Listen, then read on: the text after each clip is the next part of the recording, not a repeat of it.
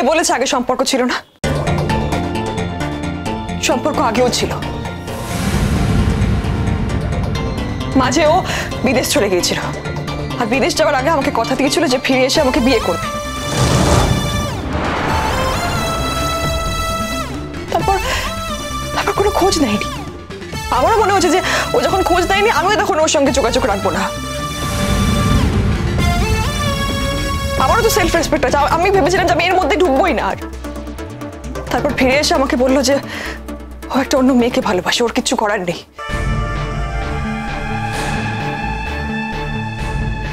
আমি ভেবেছিলাম যে আমি ওকে কষ্ট দেব না, ও যেটা চাইছে আমি সেটাই করবো, কিন্তু সেটা করতে গিয়ে যে আমি এত বড় ভয়ঙ্কর কষ্ট পাবো আমি সেটা ভাবতে পারিনি। পরে আমার মনে হলো যে না, আমি এটা নিজের সঙ্গে করতে পারি না। বাপি, তুমি তো সব কথা শুনলে, এরপরেও কি তোমার এখানে বসে থাকতে ইচ্ছে করছে?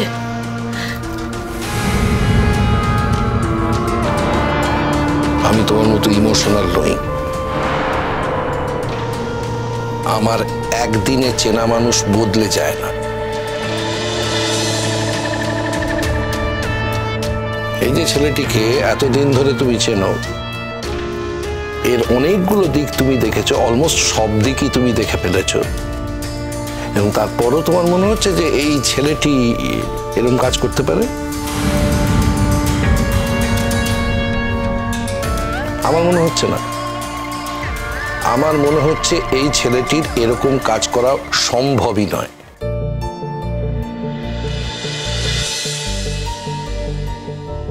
আঙ্কেল, আপনার মেয়ের সঙ্গে আমার সম্পর্কটা থাকবে কি থাকবে না সেটা আমি জানি না, কিন্তু আজকে আপনি সবার সামনে যে কথাটা আমার সম্বন্ধে বললেন সেটা সারা জীবন আমার কাছে অ্যাওয়ার্ড হয়ে থাকবে।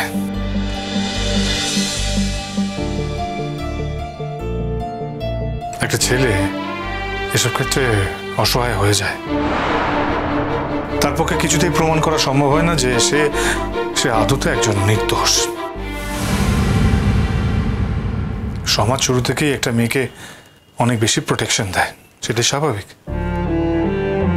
শুরু থেকেই ধরে নেওয়া হয় যে একটা ছেলে সেই অপরাধী, সে সমস্ত কিছু করেছে, আর মেয়েটা যা বলছে সেটাই সত্যি।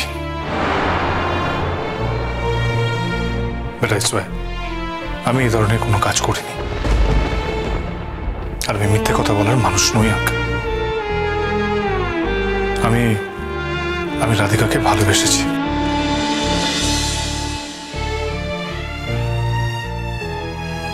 সেই ভালোবাসার মধ্যে কোনো ত্রুটি ছিল না, ভুল ছিল না, নিখাত ভালোবাসা ছিল। আর কমলিনী যা বলছে সেটা সমস্ত মিথ্যে। ও যা বলছে সব মিথ্যে। তাহলে কি এই বেবিটাও মিথ্যে? সেটা আমি বলতে পারবো না, সেটা আমার রেসপন্সিবিলিটি নয়। ও কার সঙ্গে মেলামেশা করেছে, কার সঙ্গে মেলামেশা করেনি সেটা আমি জানতে যাব না। এক মিনিট, তুমি কি আমার মেয়েকে কোনোভাবে চরিত্রহীন বলতে চাইছো?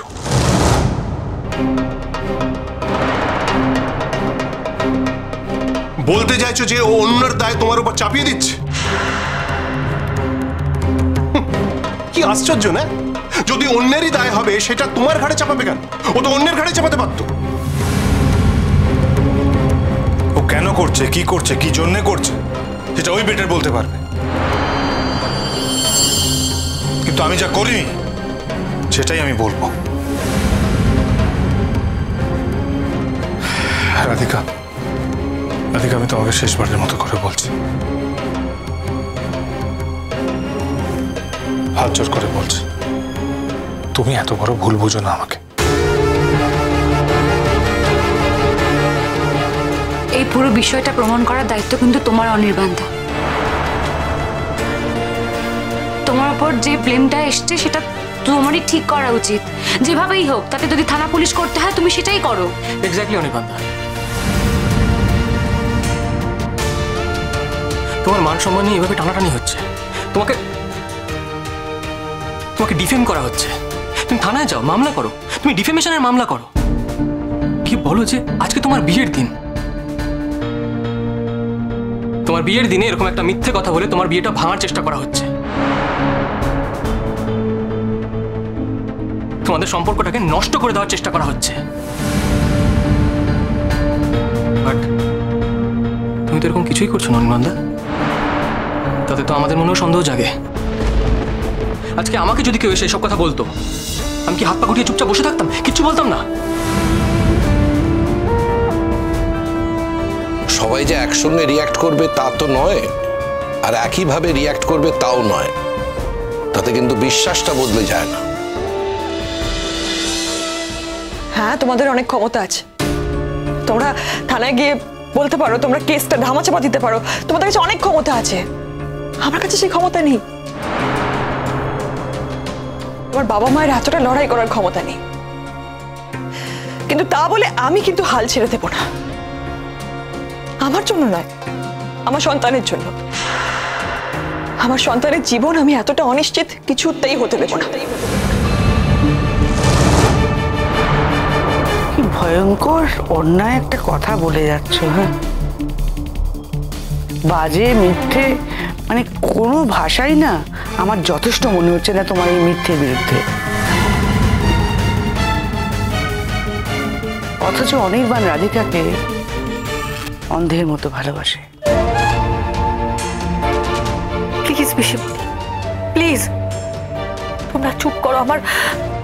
আমার এই ভালোবাসার কথা শুনতে আর ইচ্ছে করছে না।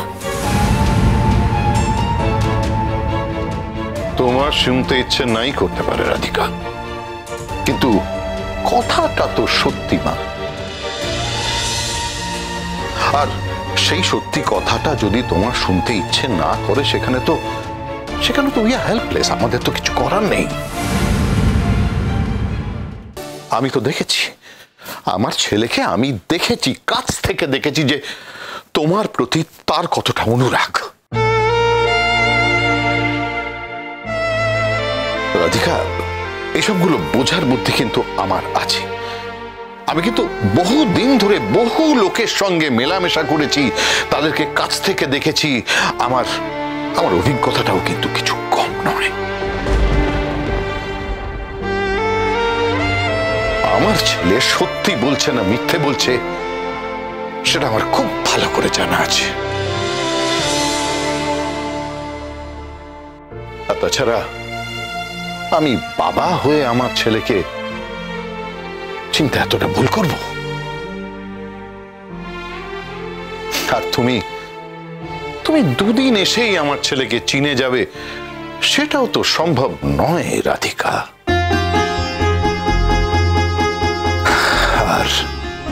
আর তুমি যে ওকে চিনতে পারোনি, সেটা তো বোঝাই যাচ্ছে। That's fine.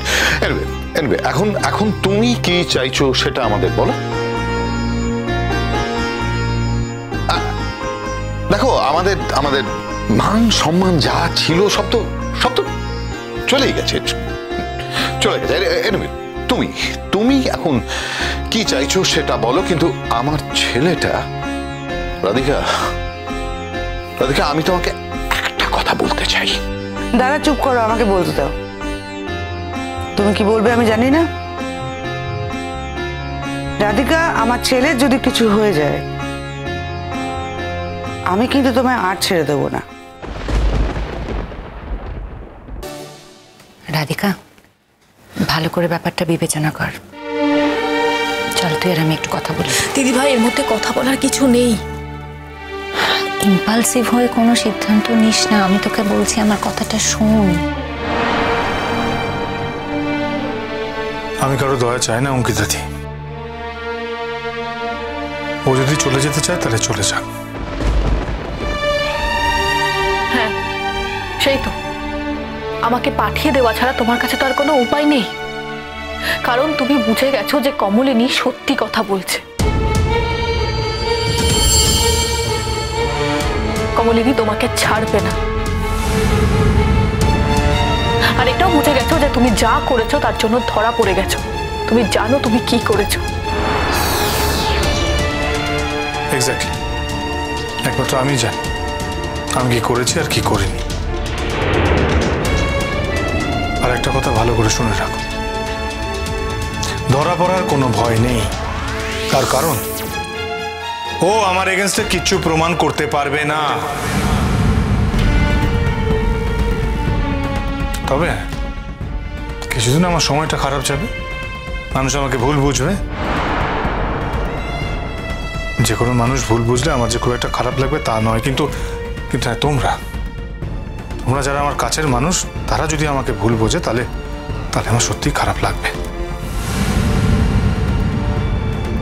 আমার কাছের লোকের মধ্যে আমার বাবা আর পিসিমণি, তারা আমাকে ভুল বোঝেনি। আমার কাছের লোকের মধ্যে শুধু তুমি ভুল বুঝেছো রাধিকা।